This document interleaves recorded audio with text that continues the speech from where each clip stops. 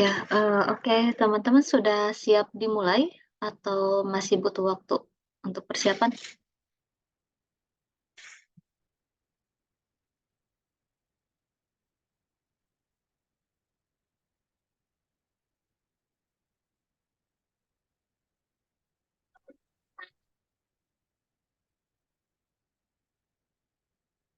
Halo?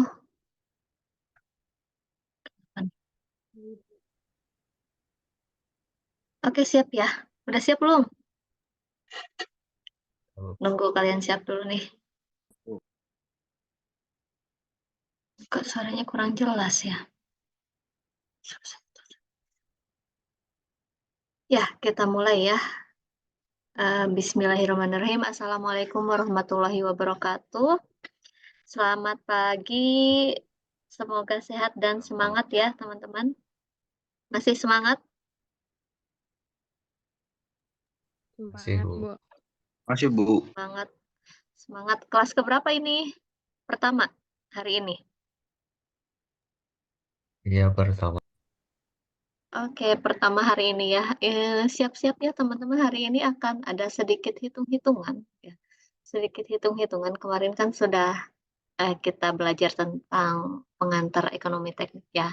Nah, sekarang kita akan belajar tentang konsep dan juga jenis-jenis biaya yang ada di ekonomi teknik. Dasar sih sebetulnya.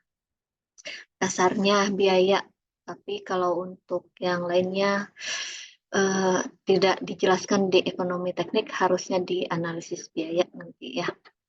Oke, eh, ya sebelum mulai seperti biasa, marilah kita siapkan ya, siapkan mental teman-teman, kesiapan diri teman-teman untuk kita jadilah sebagai gelas kosong yang siap ya, siap untuk diisi, siap menerima pengetahuan ya. Nantinya akan berubah sesuai dengan kapasitasnya ya. Jadi siapkan gelasnya yang besar ya, kapasitasnya yang besar. Teman-teman harus siap menerima informasi baru, informasi ilmu baru yang akan saling kita diskusikan ya hari ini. Oke. Ya, minta tolong dipimpin doa dulu untuk kemudahan perkuliahan kita hari ini. Siapa yang akan memimpin doa?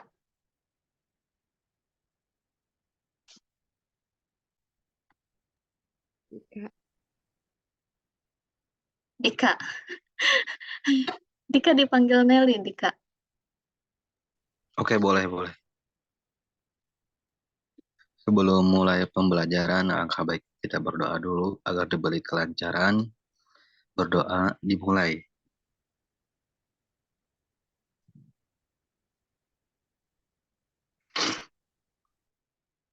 Berdoa selesai. Ya, terima kasih Kang Dika ya. Semoga hari ini kita dimudahkan ya, dimudahkan dalam memahami dan juga dimudahkan saya menyampaikan materinya. Oke, untuk identitas tidak perlu dibahas lebih lanjut ya. Hanya mengingatkan aja kontrak pembelajaran yang sudah kita sepakati. Jangan lupa mengisi presensi di Litera, teman-teman, dan juga konfirmasi kehadiran dosen pada Litera. Lalu jangan lupa menggunakan pakaian terbaiknya tiap perkuliahan ya. Kesiapannya juga harus teman-teman siapkan sebelum belajar. Oke, untuk pertemuan kedua kita akan belajar tentang konsep dan juga ada jenis-jenis cost and benefit ya. Tujuannya kalian di sini ada 2 CPMK nih dari perkuliahan kedua kita. Kalian harus bisa menguraikan pengertian dan jenis-jenis biaya ya. Biaya itu termasuk cost dan juga benefit. Lalu mampu menghitung dan memisahkan biaya berdasarkan jenisnya ya. Berdasarkan jenisnya, berdasarkan hasil analisis informasi dan data. Jadi kalian harus bisa tahu pengertiannya dan juga bisa mengklasifikasikan jenis termasuk ke jenis biaya apa nih gitu ya. Oke, ini akan kita pelajari tentang pengertian dan fungsinya, jenis-jenis biaya, sampai ke pengertian dan juga jenis benefit. Ada studi kasus ya, studi kasus pengelompokannya nanti. Dan juga ada contoh laporan keuangan, contoh laporan keuangan. Oke, kita akan bahas tentang biaya dulu, cost ya. Cost itu apa sih? Cost, what is cost? Apa itu biaya? pengeluaran, Bu. Pengeluaran, apa saja yang termasuk biaya atau pengeluaran contohnya?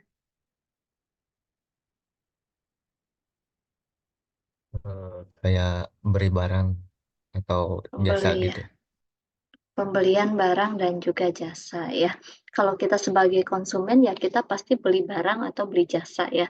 Tapi kalau kita sebagai produsen kira-kira yang dimaksud biaya itu apa?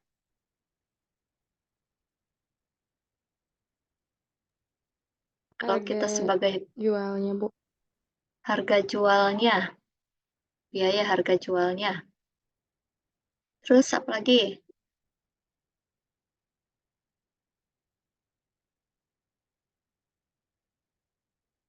Oke, jadi kalau kita sebagai produsen ya, sebagai produsen, bayangkan teman-teman di sini sebagai CEO nih ya, punya usaha sendiri, punya usaha. Nah, yang dimaksud dengan biaya di sini adalah besaran dana yang dikeluarkan oleh kalian ya, dengan tujuan untuk menghasilkan suatu produk tertentu. Produknya bisa barang ataupun jasa ya.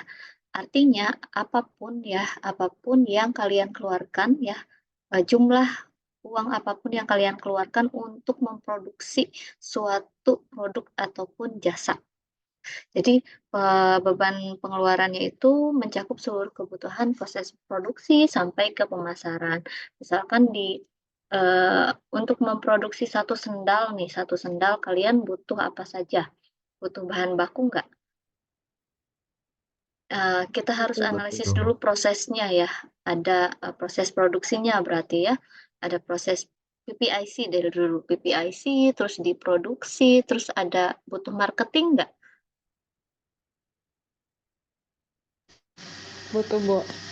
Butuh marketing ya. Intinya yang dimaksud biaya itu keseluruhan proses ya, keseluruhan proses untuk membuat suatu produk ataupun jasa, tapi bukan hanya diproduksi aja, sampai ke biaya pemasarannya. Gitu. Tapi kalau kita sebagai konsumen ya, kita kalau beli sesuatu ya itu biaya ya, itu biaya yang kita keluarkan. Jadi sebetulnya konsep biaya itu apakah akan sama biaya produk A dan biaya produk B? Kebutuhan pengeluarannya apakah sama? Berbeda, Bu. Berbeda ya. Kalau misalkan kita menyediakan jasa nih, apakah kita harus beli bahan baku juga? Bahan bakunya sendal gitu. Beda ya. Jadi Tidak, Bu. konsep biaya itu tergantung tujuannya kita. Tujuan yang ingin kita capai apa? Eh, Ketika tujuan yang ingin kita capai itu berbeda, maka klasifikasi atau pengertian biaya ini akan berbeda juga.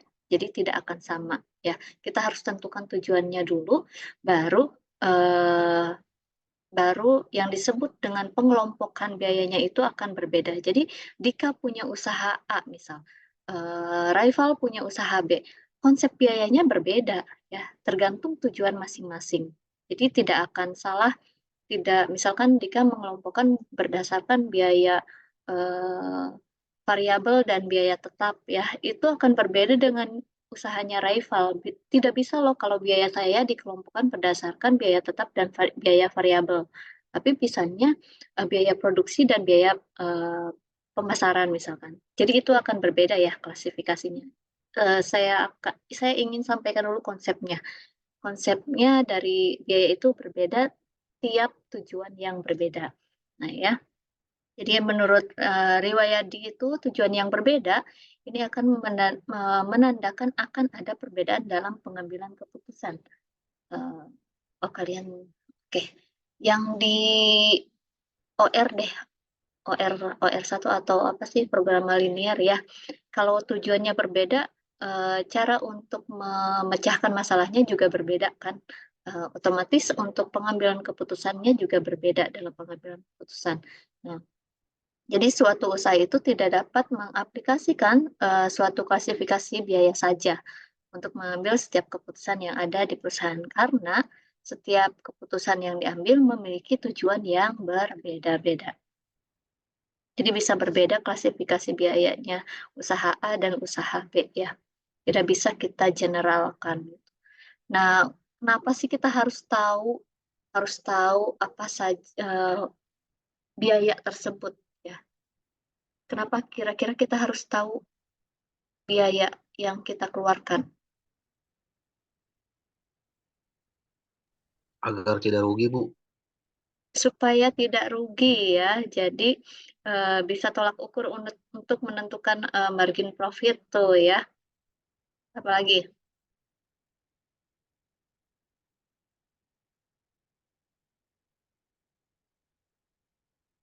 Kenapa nih?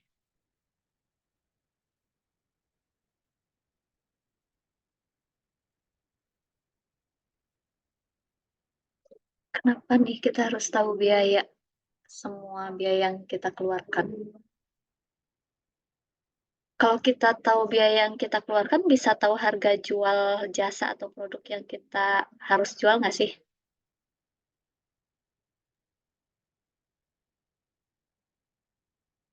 Bisa nggak? Kira-kira kalau kita tuh tujuan menghitung biaya itu untuk menentukan harga jual. Bisa, Ya, Ibu. Bisa ya, karena tujuan utamanya kita tadi ya tidak ingin rugi ya, pengen untung.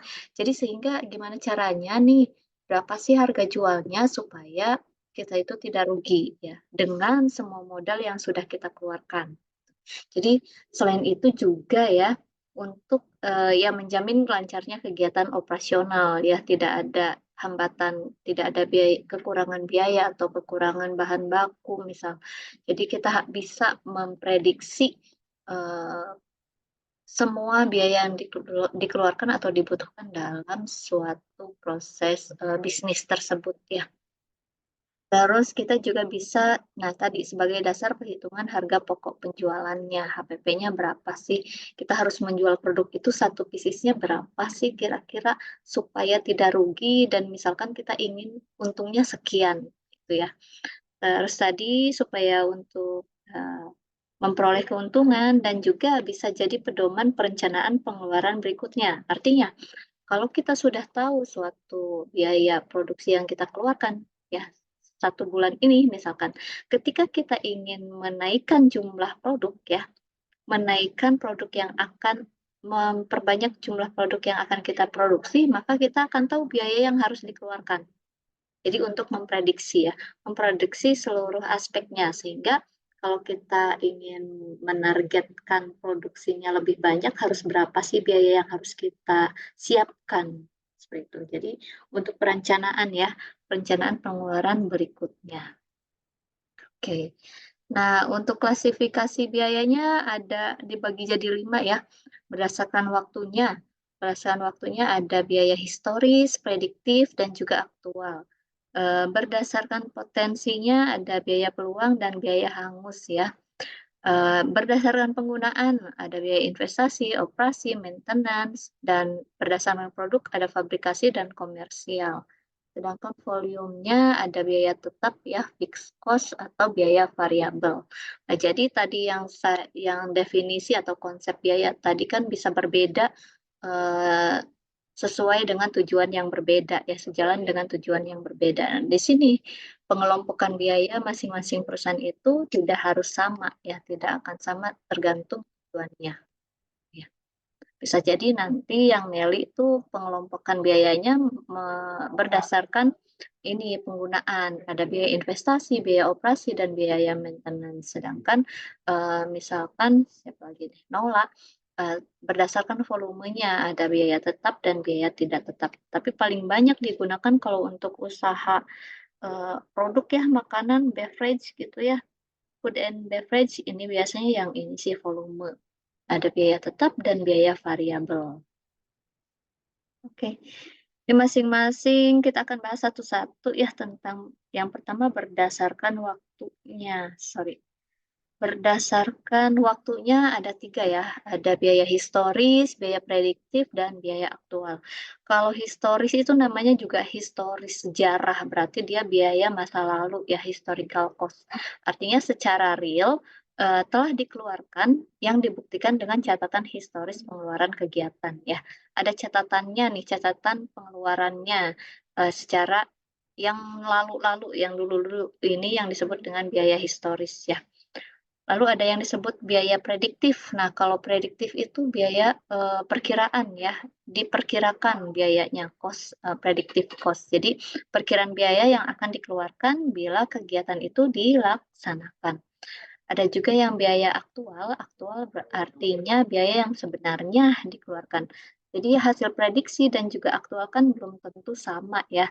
Kita boleh merencanakan dulu ya, misal kita punya data historis, data zaman dulu, data 2 tahun yang lalu kita gunakan untuk memprediksi data yang sekarang ya, pengeluaran yang sekarang misalkan. Tapi kenyataannya kita sudah menyusun tuh data yang prediktifnya, pengeluaran prediktif. Tapi kenyataannya ternyata berbeda. Nah, aktual inilah yang sesuai dengan kenyataan ya, sesuai dengan kebenaran yang sebenarnya dikeluarkan. Lalu ada yang kedua berdasarkan potensinya. Berdasarkan potensinya ada dua ya, biaya peluang dan juga biaya hangus atau sunk cost ya, sunk cost. Kalau biaya peluang itu biaya yang mampu menambahkan keuntungan dengan berinvestasi ya, namun tetap memiliki potensi rugi. Jadi ada potensi untung dan potensi rugi ya. Biaya yang ditanggung akibat kelalaian dalam pemanfaatan peluang atau kesempatan meraih keuntungan. Contohnya misalkan kalian ingin beli tempat produksi baru nih, tempat produksi baru. Nah, dalam pembelian properti kan pastinya terdapat nilai investasi ya di masa mendatang bila aset tersebut dijual. Jadi ada peluangnya loh kalau kita bisa memperkirakan peluang keuntungan, tapi ada juga peluang kegagalannya. Atau misal kita ingin beli motor. Kalau kita ingin beli motor sekarang itu seharga 15 juta ya, seharga 15 juta misal. Oke. Tapi tidak jadi ya, kita akan beli motor seharga 15 juta tapi nggak jadi. Kita tunda dulu deh, ada pengeluaran lain. Nah, tapi sekarang ternyata harga motornya udah 20 juta. Nah, maka ada di situ yang disebut biaya peluangnya, opportunity cost-nya 5 juta ya. Ini berarti kalau kita sebagai pembeli kan kerugian ya. Ya, kita rugi 5 juta, harusnya 5 tahun yang lalu tuh saya beli loh ketika harganya 15 juta. Tapi yang sekarang udah 20 juta. Jadi ada opportunity cost-nya. Ini adalah contoh yang manfaat dan yang kedua adalah contoh kerugiannya, contoh kerugiannya. Selanjutnya ada biaya hangus ya. Biaya hangus ini biaya pengeluaran yang tidak bisa dikembalikan sebagai akibat dari resiko pengalokasian tersebut. Misalnya kalian invest modal dalam suatu usaha. Nah, ternyata hasilnya itu rugi ya karena bisnisnya tuh bangkrut. Nah, maka uang kalian itu kan hilang. Nah, itu adalah yang disebut dengan biaya hangus. Jadi, biaya investasi yang merugi dan uangnya tidak bisa kembali. Itu yang disebut dengan biaya hangus. Atau misalkan kita beli mobil harganya 200 juta, sekarang akan dijual harganya 125 juta. Maka ada di sini ada gap ya, ada biaya hangusnya atau sunk cost-nya itu 75 juta. 75 juta ini kan tidak bisa kembali lagi ke kita. Ya, ketiga berdasarkan penggunaannya, ada biaya investasi, biaya operasional, dan juga biaya perawatan. Kalau investasi ya semua biaya yang harapannya tentu menambah pemasukan kas ya dalam jangka waktu tertentu. Misalkan investasi pembelian mesin ya, dengan kita membeli satu mesin ini kita akan menghemat atau bisa menambah pendapatan kita berapa seharga X dolar gitu misalkan. Lalu ada biaya operasional ya. Biaya operasional ini biaya yang dikeluarkan dalam rangka menjalankan aktivitas usaha. Semua biaya yang digunakan dalam pelaksanaan aktivitas usaha kita. Misalkan biaya produksi, biaya tenaga kerja, kan itu akan berulang ya, akan berulang terus dan memang dibutuhkan dalam memproduksi hasil dari usaha kita. Lalu ada biaya perawatan ya, ada biaya perawatan itu ya untuk menjaga atau menjamin performance kerja. Misalkan biaya perawatan mesin, biaya servis, dan juga sebagainya. Ini mendukung untuk kelancaran operasional ya, kelancaran operasional biaya perawatan tuh. Nah, berdasarkan produknya ada biaya utama dan biaya overhead pabrik ya, fabrikasi. Kalau biaya utama itu ya biaya bahan baku langsung ya, direct materialnya. Ada juga biaya tenaga kerja secara langsung misalkan. Nah, sedangkan yang overhead itu pengeluaran di luar jenis biaya produktif dan dia berperan penting dalam kelangsungan perusahaan. Contohnya, misalkan ada biaya tambahan nih, biaya tambahan atau biaya yang tidak direncanakan dari biaya utama ini ya, tapi timbul. Kayak misalkan denda, ternyata ada denda loh, ada denda ya, di luar biaya utama ada denda, ganti rugi, dan juga sebagainya. Atau bisa juga bahan baku yang tidak langsung, indirect materialnya. Ada biaya tenaga kerja tambahan misalnya dari yang biaya utama dan juga biaya tidak langsung lainnya. Nah, ini klasifikasi atau grafik struktur biaya berdasarkan produknya. Bisa coba-coba ya. Oke, berdasarkan produknya ada biaya utama ya. Biaya utama itu contohnya ya biaya bahan baku langsung dan tenaga kerja langsung. Dan juga tadi ada biaya overhead pabrik ya. Yang termasuk ke overhead itu biaya tak langsung lainnya, biaya tenaga kerja yang tidak langsung dan biaya bahan baku yang tidak langsung ya. Nah, biaya pabrikasi ini misalkan contohnya ini bisa termasuk ke overhead dan juga ke biaya utama ya. Misalkan biaya administrasi dan biaya umum. Lalu ada biaya produk itu contohnya laba usahanya ya, laba usaha dan biaya komersil mencakup pajak dan juga biaya pemasarannya. Ya, produk itu termasuk laba, biaya komersil dan juga pajak biaya pemasaran. Nah, ini mendukung semua harga jual ya. Harga jual itu mencakup semua biaya tadi. Biaya utama, biaya overhead, biaya fabrikasi, dan biaya produk. Maka kita bisa menentukan harga jualnya. Oke, sekarang berdasarkan volumenya ada biaya tetap ya, biaya tetap dan biaya variabel. Ini saja yang perlu teman-teman klasifikasikan sebetulnya dua biaya ini, biaya tetap dan biaya variabel. Biaya tetap itu biaya yang besarnya akan selalu tetap, besarannya itu akan selalu tetap ya, dan tidak berubah karena perubahan volume. Misalkan kita akan menaikkan volume produksi. Nah, biaya tetap itu tidak akan berubah ya, tidak akan berubah. Jadi oleh sebabnya biaya tetap per unit ini berbanding terbalik dengan perubahan kapasitas suatu kegiatan. Semakin besar suatu aktivitas, maka semakin kecil biaya tetap per unitnya. Ya. Kalau contohnya misalkan biaya listrik, biaya air, biaya telepon, gaji karyawan ya. Kalau misalkan diproduksi biaya tetap itu ya mesin produksinya kan kita cuma sekali beli ya. Mau berapapun volume produksi yang kita hasilkan itu ya mesinnya tetap itu gitu, tetap satu.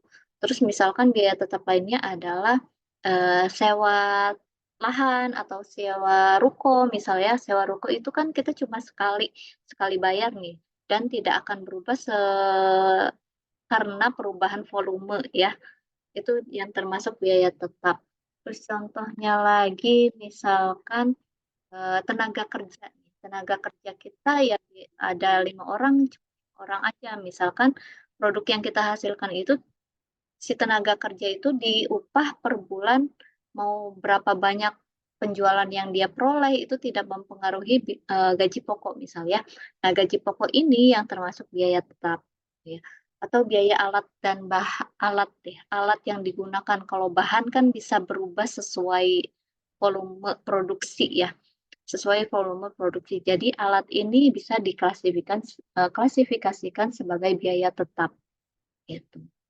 Jadi biaya investasi, biaya yang kita keluarkan cuma sekali dalam usaha tersebut deh.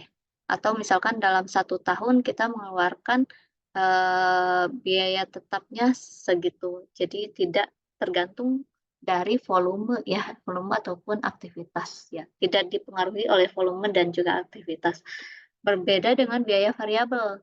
Biaya variabel ini akan selalu berbeda ya, akan selalu berbeda atau berubah mengikuti perubahan aktivitas. Jadi, contohnya misalkan biaya bahan baku. Kalau kita memproduksi 12 berapa ya 10 dus basreng nih misal ya 10 dus basreng, maka bahan baku yang kita perlukan juga banyak ya, semakin banyak. Nah, itu disebutnya biaya variabel. Nah, entah berapa terigu yang kita butuhkan atau daging sapi yang kita butuhkan ya, atau kemasan yang kita butuhkan, itu termasuknya biaya variabel. Biaya yang berubah seiring dengan volume dan juga kegiatannya ya. Tapi kalau misalkan walaupun kita produksi 5 dus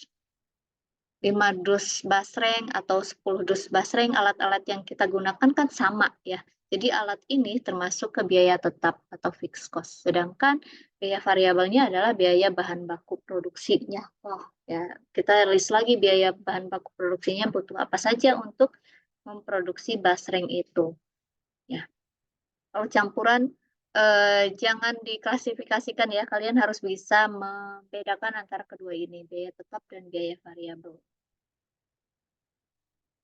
Oke. Nah, di sini kalau kita grafikkan ya, grafikkan berdasarkan volume, kalau biaya tetap itu semakin tinggi ya, semakin tinggi aktivitasnya, semakin banyak bahan bakunya, misalkan dia jumlahnya akan sama ya, totalnya akan sama, stabil.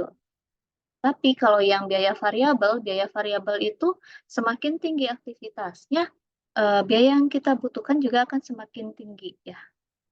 Biaya tetap itu biaya yang sekali kita keluarkan sama, tapi biaya variabel tergantung aktivitas dan juga volume produksi yang akan kita gunakan. Semakin tinggi ya semakin banyak, semakin tinggi juga total variabel cost-nya ya.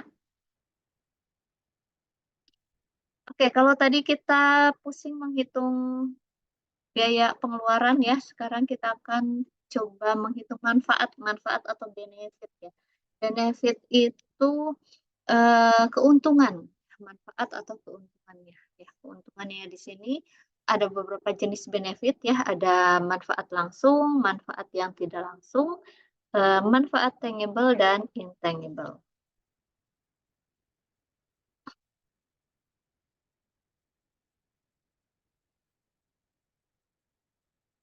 Ya, jenis-jenis investasi di sini ya. Investasi di sini ada pada aset finansial ya. Di sini jenis-jenis manfaat, sorry.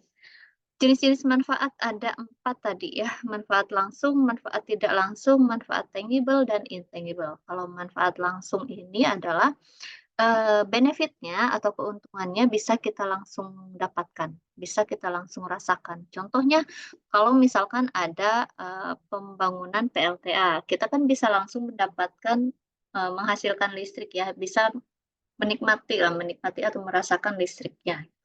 Atau pembangunan jalan tol kita bisa langsung merasakan manfaatnya, lebih jarak tempuh atau waktu tempuhnya semakin singkat ya, atau perlindungan daerah terhadap banjir. Jadi tidak banjir lagi misalkan. Manfaat yang tidak langsungnya ini, mencakup efek, multiplier ya. Contohnya kalau ada karena ada pembuatan jembatan misalnya ya, karena ada pembuatan jembatan, daerahnya itu, berkembang, industrinya, UMKM-nya lebih berkembang misalnya. Jadi manfaat tidak langsung ternyata dirasakan oleh UMKM ketika ada pembangunan jembatan tersebut. Atau karena ada PLTA yang dibangun, maka tingkat pendapatan pemerintah dari pajak jadi meningkat ya. Lalu ada manfaat tangible. Nah, tangible itu dapat diukur ya. Tangible dapat diukur dalam bentuk suatu nilai uang, in terms of money ya. Jadi keuntungannya bisa dirasakan dalam bentuk uang, in terms of money. Sedangkan yang intangible merupakan kebalikan dari manfaat nyata, di mana tidak bisa diukur oleh uang. Contohnya apa? Contohnya perasaan aman terhadap banjir ya. Sesudah adanya proyek pengendalian banjir ya, ada rasa lain yang kita ada manfaat lain yang bisa kita rasakan selain uang, itu disebutnya manfaat intangible.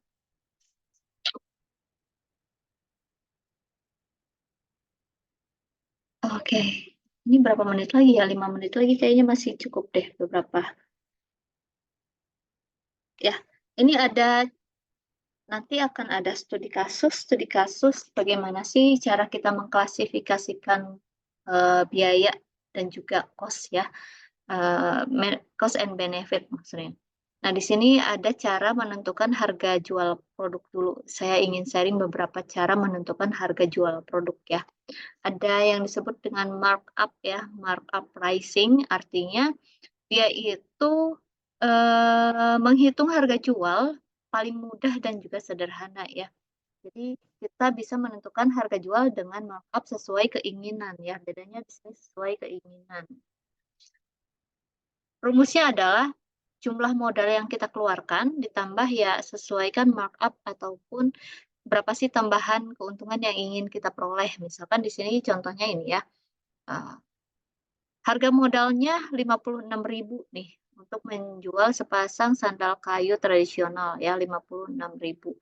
Nah, Anda ingin mendapat keuntungannya sebesar 20.000 per pasang ya. Pengen dapat 20.000 per pasang. Jadi tinggal ditambahkan saja biaya modalnya ya, modal ditambah harga markup-nya. Harga jualnya tadi ingin dapatnya 20.000. Jadi harga jualnya adalah 76.000. Atau kalau kita menjual 50 pasang ya 50 kali 20.000. Jadi keuntungannya ya 1 juta dalam menjual 50 pasang. Oke. Metode yang kedua ada cost plus pricing ya, ada cost. Jadi cost plus pricing itu bukan hanya biaya modal dan juga berapa sih keuntungan yang ingin kita dapatkan, tapi modal ya ditambah biaya operasionalnya, ditambah pajaknya, tagihan atau pajak, ya ditambah juga persen laba dari modal ya, persen laba yang dari modal, maka kita akan peroleh harga jualnya. Nah, contohnya misalkan kalian punya 100 pasang sepatu nih, harga modalnya itu 250.000 nih per pasang ya. Nah, misalkan di toko kalian ada 3 karyawan, kalian punya 3 karyawan. Nah, setelah dihitung biaya operasionalnya, ternyata 100.000 nih biaya operasionalnya ya. Ada juga biaya lainnya, tagihan listrik, internet, dan pajak yang dibebankan atau untuk sepatu itu adalah 30.000 ya per pasangnya. Nah, jadi kita akan menghitung kalian inginkan labanya itu sebesar 10% ya, 10%, pengen labanya 10% dari setiap sepatu. Maka kita pakainya metode cost plus pricing ya. Biaya modalnya tadi berapa? 250.000 ya biaya modalnya, ditambah biaya operasionalnya 100.000 ya untuk 3 karyawan tadi. Biaya operasionalnya 100.000 ditambah